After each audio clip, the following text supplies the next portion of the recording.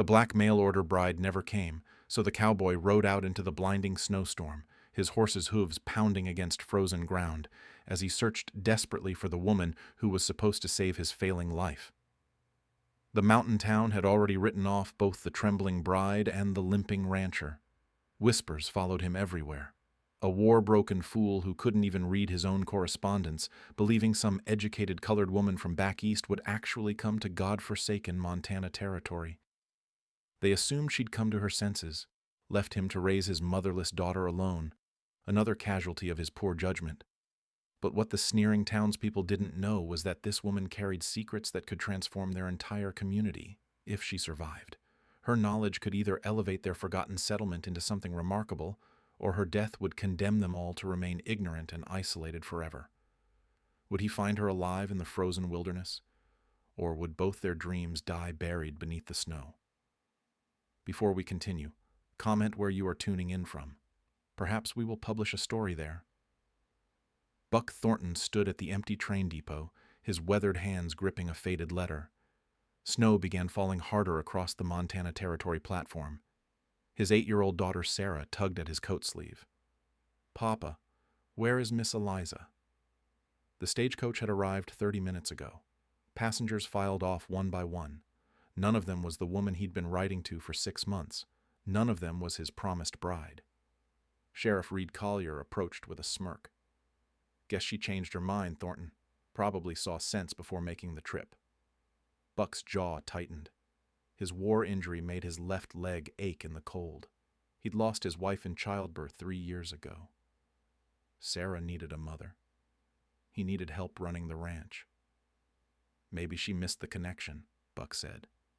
Collier laughed. "Face facts. What woman would want this life? Especially one of her kind."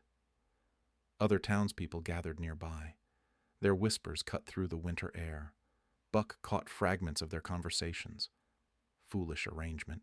Should have known better. Never would have worked anyway. Martha Harris walked over from her general store. She was the only person who'd supported Buck's decision to find a mail-order bride.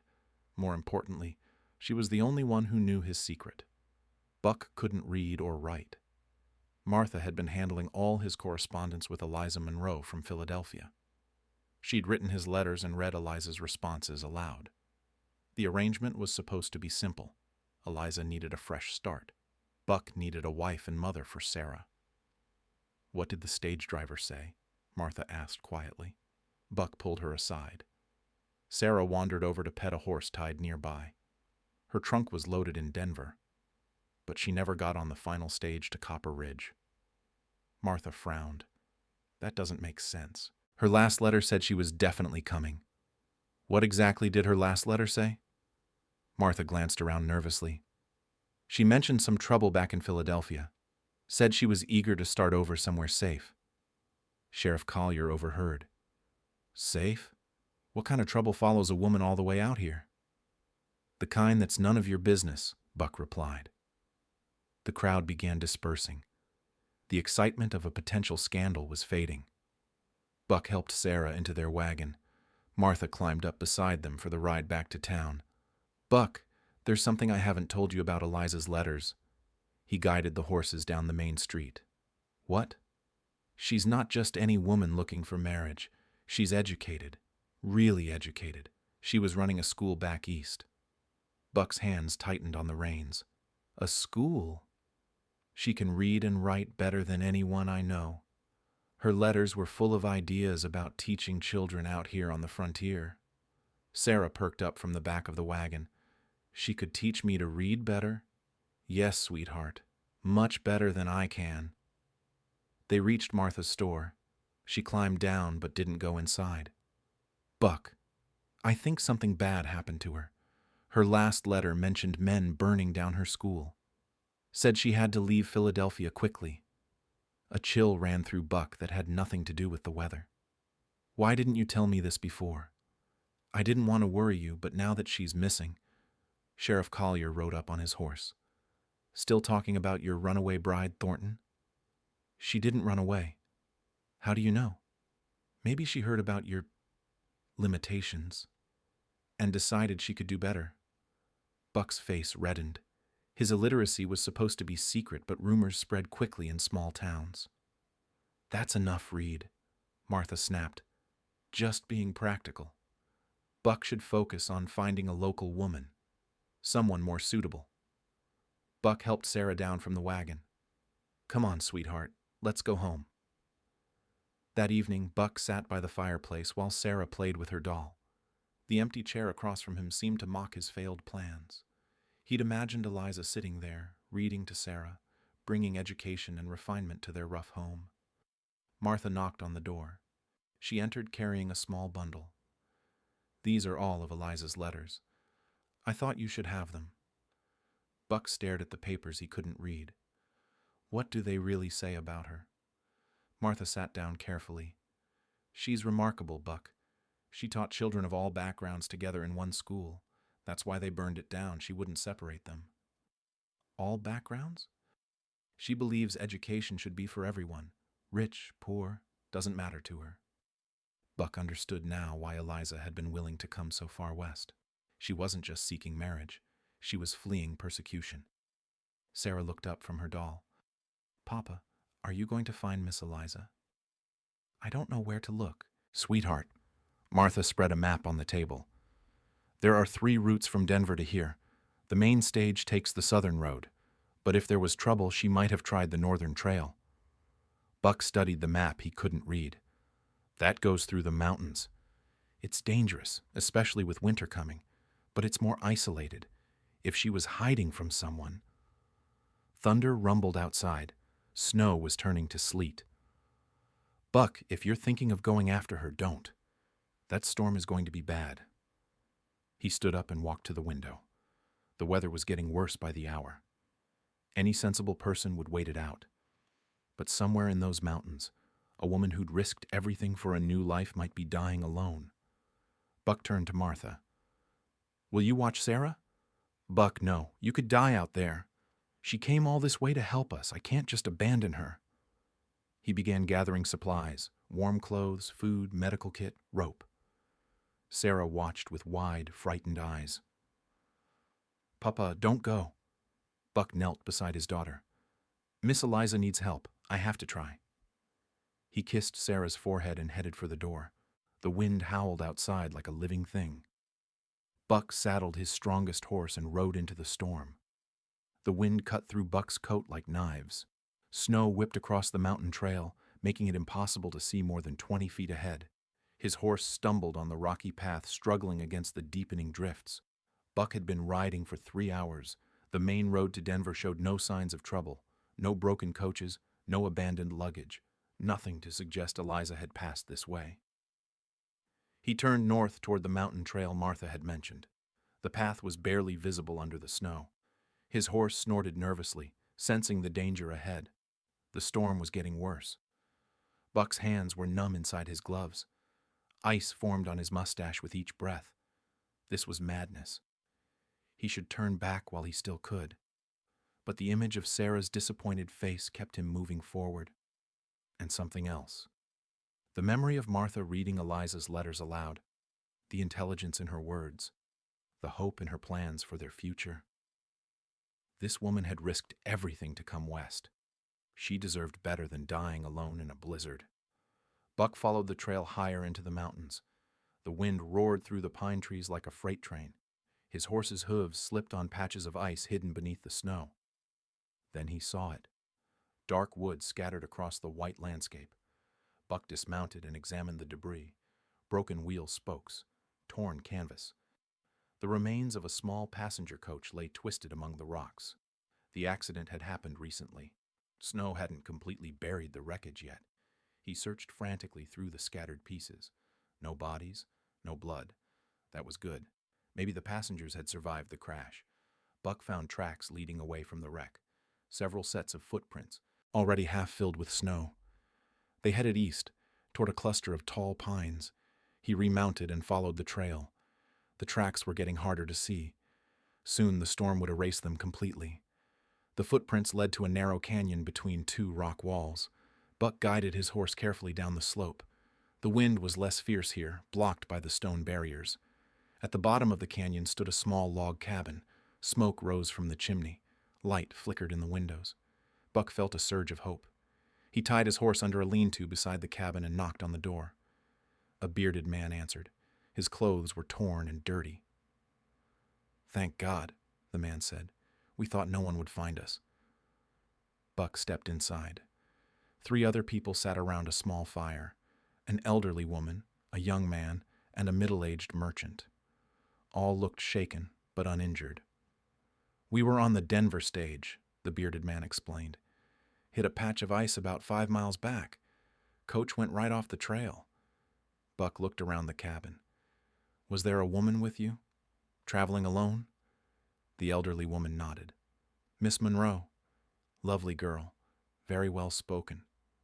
Buck's heart raced. "Where is she?" "She left this morning," the merchant said. "Wanted to reach Copper Ridge before the storm got worse." "This morning? In this weather?"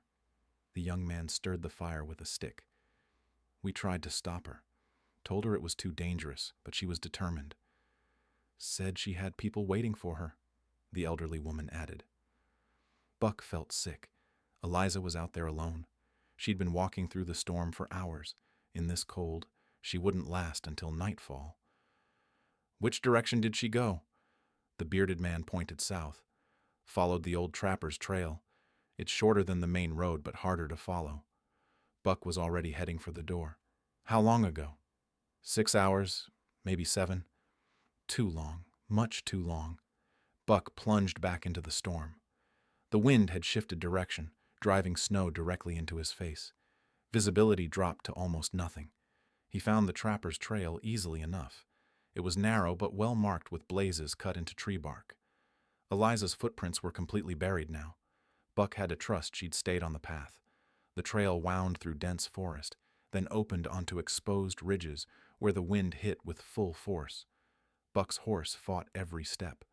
The animal was exhausted, running on pure will. Buck was exhausted too. His injured leg throbbed with each jolt.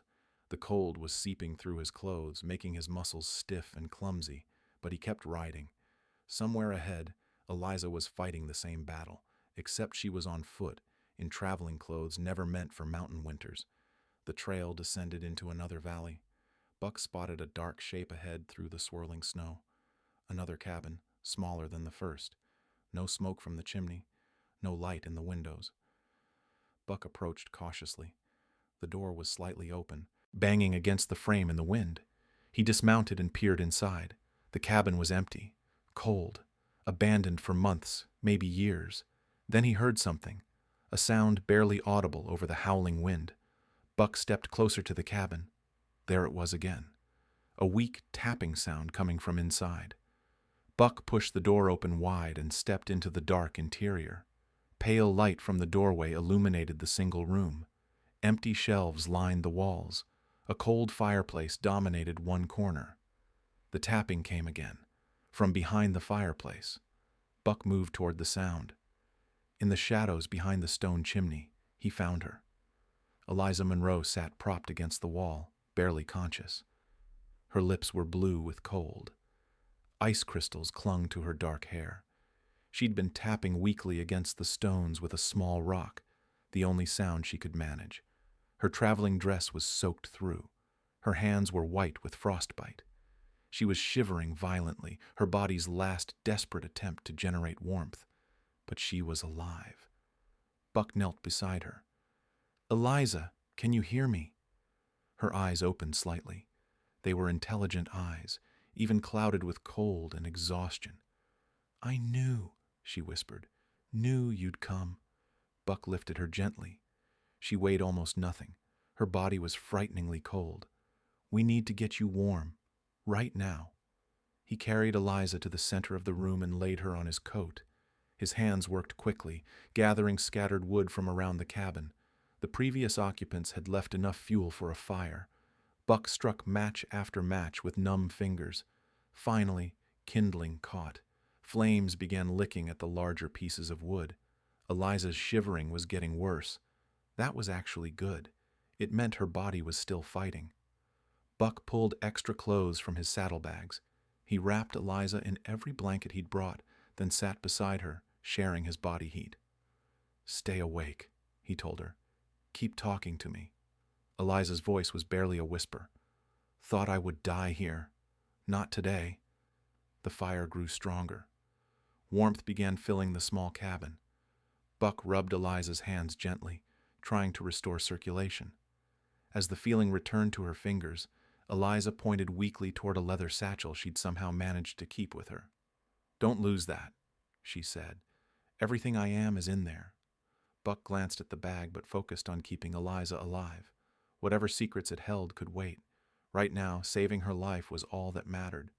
The fire crackled steadily as warmth returned to the cabin. Eliza's violent shivering had stopped. Color was coming back to her lips. Buck kept the flames fed with a steady supply of wood. Hours passed in careful silence. Buck monitored Eliza's breathing, checked her pulse, made sure she stayed conscious. Her frost-bitten fingers were responding to treatment. She would keep all her digits. As dawn approached, Eliza sat up slowly. The immediate danger had passed.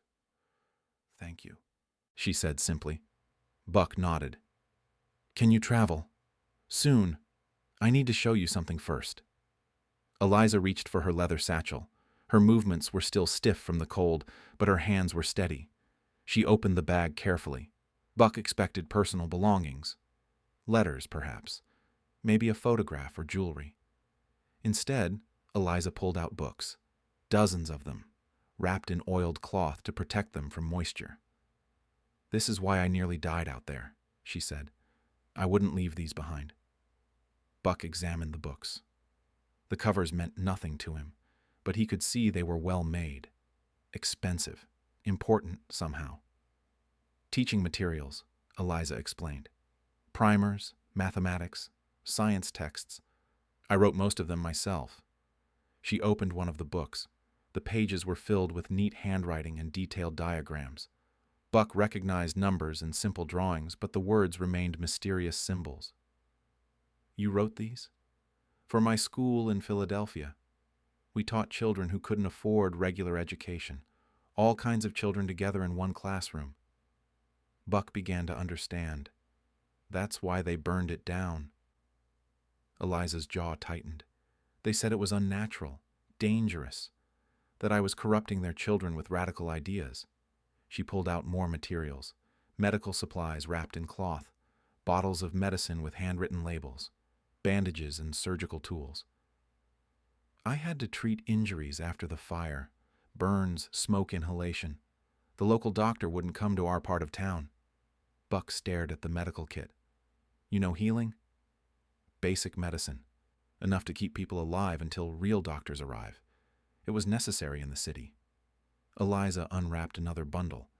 This one contained writing supplies, pens, ink bottles, stacks of blank paper. Everything needed to start teaching again. "This is my life's work," she said. "These books could educate every child in Montana Territory. But they're worthless if I freeze to death in a cabin." Buck felt something shift inside him. This woman wasn't just seeking marriage and security. She was carrying knowledge that could transform their entire region. "Show me," he said. Eliza looked surprised. "Show you what?" Buck pointed at one of the primers. "How it works. The reading." For the first time since he'd found her, Eliza smiled. "You really want to learn?" "Sarah needs proper schooling. I can't give her that." Eliza opened a basic reading primer. The pages showed simple drawings paired with words. A horse next to the letters HORSE, a tree beside TREE. "Reading is just matching sounds to symbols," Eliza explained. "You already know thousands of words. You just need to connect them to their written forms." She pointed to the horse drawing. "What's this?" "Horse. Now look at the letters. H makes the sound at the beginning of horse. O makes the sound in the middle. Can you hear it?" Buck studied the symbols. Slowly, he began to see the connection. The squiggles on paper weren't random. They represented the sounds he made when speaking.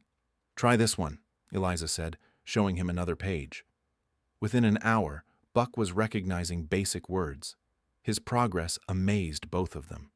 Years of shame and embarrassment began dissolving as the mystery of written language revealed itself. "You're naturally intelligent," Eliza said. "You just never had proper instruction." The storm outside was calming.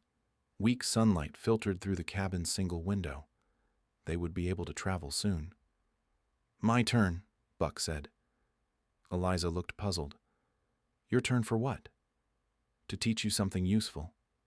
Buck showed her how to read weather patterns in cloud formations, how to identify edible plants during winter, how to start fires in wet conditions, how to treat hypothermia and frostbite.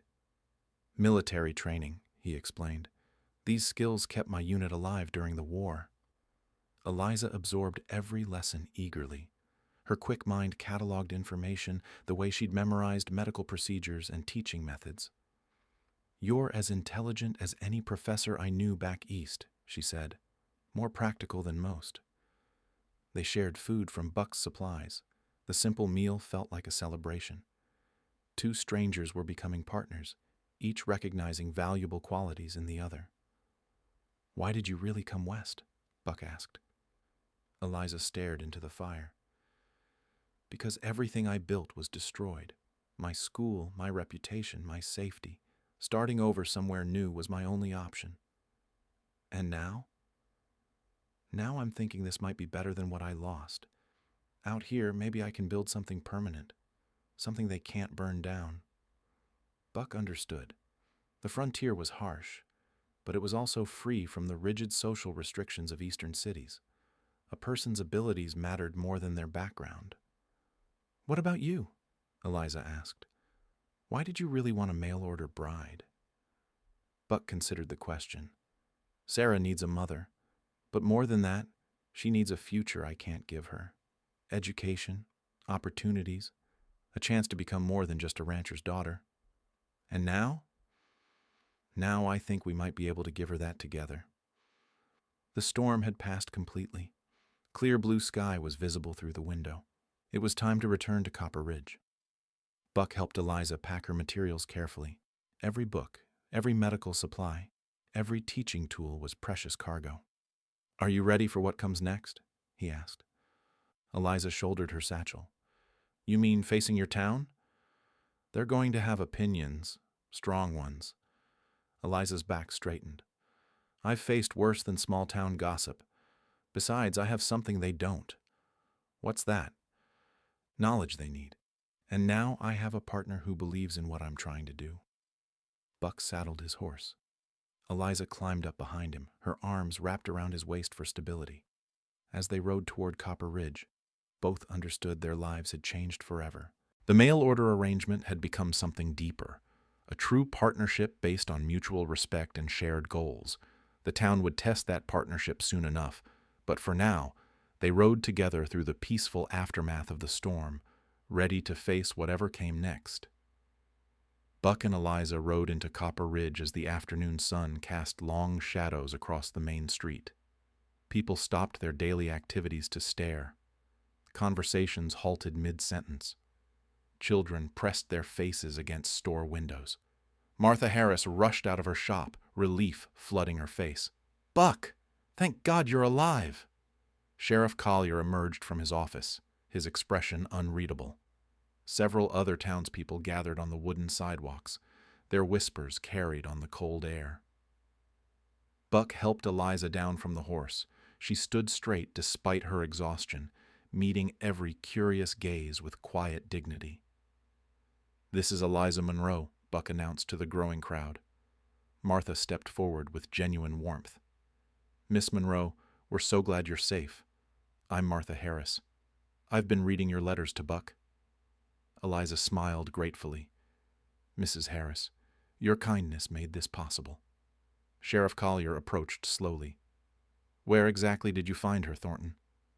"Abandoned trapper's cabin up on the North Ridge. She'd been there since yesterday morning."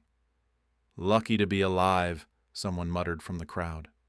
"More than lucky," another voice added. "Foolish to be traveling alone in winter." Eliza's back stiffened slightly, but she remained silent. Mrs. Henderson, the banker's wife, stepped closer. "Miss Monroe, Is it true you came all the way from Philadelphia? Yes, ma'am. Such a long journey. What made you decide to leave civilization behind? The question carried subtle judgment. Eliza caught the implication but answered evenly. Sometimes a fresh start requires distance from the past. Dr. Whitman pushed through the crowd. He was an elderly man who visited Copper Ridge monthly when weather permitted. Young lady, you need medical attention. Frostbite can cause complications. I've been treating it properly, Eliza replied, but thank you for your concern. Treating it yourself? Dr. Whitman looked skeptical. What do you know about medical care? Buck spoke up. She knew enough to save her own life. The crowd murmured at this. Stories were already forming, growing with each retelling. The mysterious woman who survived alone in the mountains. The cowboy who rode into a blizzard to find her. Martha took charge. Miss Monroe needs rest and warm food. She can stay at my boarding house until you two sort out your arrangements. Several women in the crowd exchanged meaningful looks. The word arrangements carried weight in a small town. That's very generous, Eliza said. As they walked toward Martha's boarding house, Buck noticed the divided reactions. Some people seemed genuinely glad Eliza was safe. Others watched with obvious suspicion and disapproval. Sarah burst out of the boarding house and ran to Buck. Papa, you came back. Buck scooped up his daughter. I promised I would. Sarah looked shyly at Eliza. Are you Miss Eliza? The one who was going to teach me to read better? I am, and I'd love to help you with your reading. Sarah beamed. Mama Martha has been reading me your letters. You use very big words. Eliza laughed. I'll teach you all the big words you want to learn. Inside the boarding house, Martha prepared a room for Eliza while Buck explained their ordeal to the gathering crowd. His story was straightforward, but listeners added their own interpretations. Mighty convenient, Sheriff Collier said quietly to his deputy. Her showing up just when the town's getting established. What do you mean? The deputy asked. Woman like that, educated and all, might have ideas about changing things. Could cause problems. At dinner, Martha's other boarders peppered Eliza with questions. Most were harmless curiosity, but some probed deeper. What kind of work did you do back east? Asked Mr. Peterson, a traveling merchant. I ran a school. What kind of school? Eliza chose her words carefully. A school for children whose families couldn't afford traditional education. Mrs. Garrett, a widow who cleaned houses, leaned forward. That sounds like charity work. Education shouldn't be charity. It should be available to everyone. Even people who don't appreciate its value, Mr. Peterson pressed. Buck recognized the trap in the question. Eliza believes all children deserve a chance to learn. Noble sentiment, Peterson said, but some people are naturally suited for different kinds of work. Eliza's eyes hardened slightly. Intelligence isn't determined by birth circumstances. The room fell quiet. Everyone understood the deeper conversation happening beneath the surface. Martha quickly changed the subject. Miss Monroe, Buck mentioned you have teaching materials with you. Yes, books, supplies, everything needed to start a proper school. We don't have a school here, Mrs. Garrett said. Children learn what they need from their parents. Reading and arithmetic? Eliza asked. Practical skills, farming, ranching, housekeeping? Eliza nodded diplomatically. Those are important too, but reading opens doors to everything else. After dinner, Buck walked Eliza to her room. They could hear continued discussions downstairs about her arrival and what it might mean for the town. They're not all convinced, Eliza observed. Give them time. They'll see your value. And if they don't? Buck met her gaze steadily. Then we'll make our own path. Later that evening, Sheriff Collier visited several prominent families. His message was consistent. The new woman might disrupt their peaceful community. Her ideas about education could challenge established ways of thinking. Some listened sympathetically, others dismissed his concerns. The town was already dividing into factions before Eliza had been there a full day. Meanwhile, Martha sat with Eliza in her room, reading through some of the teaching materials she'd brought. These are remarkable, Martha said, examining a mathematics primer. Far more advanced than anything we have here. Children are capable of much more than adults usually expect. Buck mentioned you taught him to read while you were stranded. Eliza smiled. He learned faster than most of my students back in Philadelphia. He has a natural intelligence that was never properly developed. Martha studied Eliza carefully. You really think you can build a life here? I think Buck and I can build something together. Something that benefits everyone. Even those who don't want to be benefited?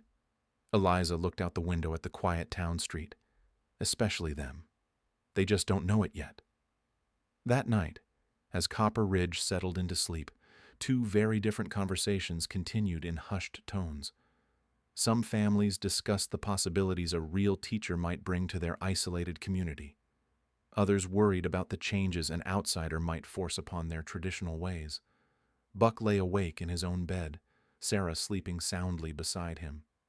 His daughter had peppered him with questions about Eliza all evening. Her excitement about having a real teacher was infectious, but Buck had seen the skeptical faces in the crowd. He'd heard the coded language of disapproval. The real test was just beginning. Eliza stared at the ceiling of her boarding house room, listening to the wind rattling the windows. She'd escaped one hostile community only to potentially land in another. But this time was different. This time she had an ally who believed in her mission. Someone willing to stand beside her as she fought for the right to educate children. Tomorrow would bring new challenges. Tonight, she allowed herself to hope that she'd finally found a place where her knowledge could take root and grow. 2 weeks after Eliza's arrival, the first child fell ill. Tommy Peterson developed a fever during the night. By morning, his throat was swollen and breathing was difficult. Dr. Whitman wasn't due back for another month. The nearest town with medical care was 3 days' ride through mountain passes, still blocked by snow. Mrs. Peterson carried Tommy to Martha's boarding house, desperation overriding her previous skepticism about the newcomer. Please, she begged Eliza. He can't breathe properly. Eliza examined the boy carefully. The swollen throat, the distinctive cough, the gray membrane forming in his mouth. She'd seen this before in Philadelphia's crowded tenements. Diphtheria, she said quietly to Martha. Mrs. Peterson's face went white. He's going to die. Not if we act quickly. Eliza opened her medical supplies. She had the necessary treatments, but limited quantities. If the disease spread to other children, her medicines wouldn't be enough for everyone. She worked through the day, monitoring Tommy's breathing, administering careful doses of medication, keeping his fever controlled. By evening, the boy was breathing easier. Word spread through town. The Eastern woman had medical knowledge, real knowledge that could save lives. But Sheriff Collier saw opportunity in crisis. He visited the Peterson family that evening while Eliza was treating their son. You sure you want a stranger experimenting on your boy? He asked quietly. Mr. Peterson looked torn. She seems to know what she's doing. What if she makes him worse? What if she's using Tommy to practice on? Mrs. Peterson overheard. She's helping him. Look at how much better he's breathing. This time, maybe. But what happens when other children get sick? What if her treatments don't work on everyone? The sheriff planted seeds of doubt throughout the town. Some families began questioning whether they should trust their children's lives to an outsider with unknown qualifications. 3 days later, Sarah came down with the same symptoms. Buck carried his daughter to the boarding house, his face grim. Eliza immediately began the same treatment she'd used on Tommy. Will she be all right? Buck asked. I caught it early. The medicine should work. But Sarah's case was more severe than Tommy's. Her fever spiked higher. Her breathing became more labored. Eliza stayed by her bedside for 2 straight days, adjusting treatments, monitoring every symptom. Sheriff Collier chose this moment to make his move. He called a town meeting while Buck was occupied caring for his daughter. Only adults attended, gathering in the church after dark. We have a serious problem, Collier announced. This disease came with the woman from back east. Murmurs rippled through the crowd. That's not fair, Martha protested. Diphtheria comes from overcrowding and poor sanitation. Convenient timing, though. She arrives, children start getting sick. Mr. Henderson, the banker, raised his hand. "What are you suggesting, Sheriff?" "I'm suggesting we consider our options before more children die." "Die?" Mrs. Peterson stood up. "She saved my Tommy.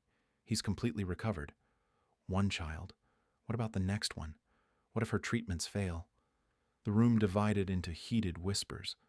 Some families defended Eliza's medical care. Others worried about risking their children's lives on untested treatments from a stranger. "She's not even a real doctor," someone called out. "Neither is anyone else for 300 miles, Martha shot back. The meeting continued past midnight. No formal decisions were made, but Sheriff Collier had achieved his goal. Doubt was spreading like the disease itself. Meanwhile, Eliza fought to save Sarah's life. The little girl's condition had worsened during the night. Her breathing was shallow and rapid. The fever wouldn't break, despite all treatments. Buck sat beside the bed, holding his daughter's small hand. "Is there anything else you can do?" Eliza checked her medical supplies again. She was running low on the most effective medicines. If more children got sick, she'd have to choose who received treatment. "There's one more option," she said quietly, "but it's dangerous." "What kind of dangerous?" "A stronger medication. It could save her life quickly, or it could kill her if I miscalculate the dose." Buck stared at his unconscious daughter. Sarah's lips were turning blue from lack of oxygen. Without intervention, she would die within hours. "Do it." Eliza prepared the medicine with shaking hands. This was exactly what Sheriff Collier had warned about. If Sarah died from the treatment, Eliza would be blamed for her murder. But if she did nothing, Sarah would definitely die. Eliza administered the medication and waited. For 30 minutes, nothing changed. Then Sarah's breathing began to improve. The blue tint faded from her lips. Her fever started dropping. By dawn, Sarah was sitting up and asking for water. Buck hugged his daughter, tears streaming down his face. "Thank you," he whispered to Eliza. But their relief was short-lived. 2 more children had developed symptoms during the night. The Thompson twins, ages 6 and 8. Eliza examined both children. They needed immediate treatment, but she had almost no medicine left. Sheriff Collier arrived as she was explaining the situation to the Thompson family. "Seems like this disease is spreading wherever you go," he said loudly enough for gathered neighbors to hear. "Disease spreads through contact and contaminated air," Eliza replied calmly. "It has nothing to do with my presence. Funny how it started right after you arrived." Buck stepped forward, his face hard. "My daughter would be dead without Eliza's help. This time. What about next time?" The crowd was growing larger. More families had gathered, drawn by the confrontation. Fear and uncertainty filled the air. "I'm ordering you to stop treating our children," Sheriff Collier announced. "For their own safety." Mrs. Thompson gasped. "But my boys are dying." "The traveling doctor will be here in a few weeks." "They don't have a few weeks," Buck said. Eliza looked around at the frightened faces. Some showed gratitude for the children she'd already saved. Others reflected the sheriff's suspicions and fears. "The choice is yours," she said quietly to Mrs. Thompson. "I can help your sons, but only if you want me to." Sheriff Collier stepped closer. "I'm forbidding it. As the law in this town, I'm ordering you to stop practicing medicine without proper authority." The crowd held its breath. Everything hinged on this moment. Would the town trust the woman who had already proven her skills, or would fear and prejudice win? Martha stepped out of the crowd. In her hands, she carried Eliza's teaching materials and medical journals. "Before anyone makes a decision," she said loudly, "you need to see what's in these books." Martha opened Eliza's medical journal in front of the gathered crowd. The pages were filled with detailed notes, careful diagrams, and treatment records from dozens of patients. "Look at this," Martha said, pointing to a section about diphtheria treatment. "She's documented every case she's treated. Success rates, dosages, recovery times." Buck stepped forward. "Martha, read it aloud. Some of us need to hear it." Martha began reading Eliza's notes. Clinical observations written in precise handwriting. Treatment protocols developed through years of experience. Success stories from Philadelphia's worst epidemics. The The crowd listened in stunned silence. This wasn't guesswork or folk remedies. This was advanced medical knowledge documented by someone who had saved hundreds of lives. Sheriff Collier tried to interrupt.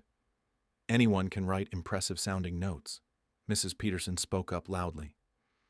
My Tommy was dying 3 days ago. Now he's running around healthy. That's not impressive-sounding notes. That's real medicine.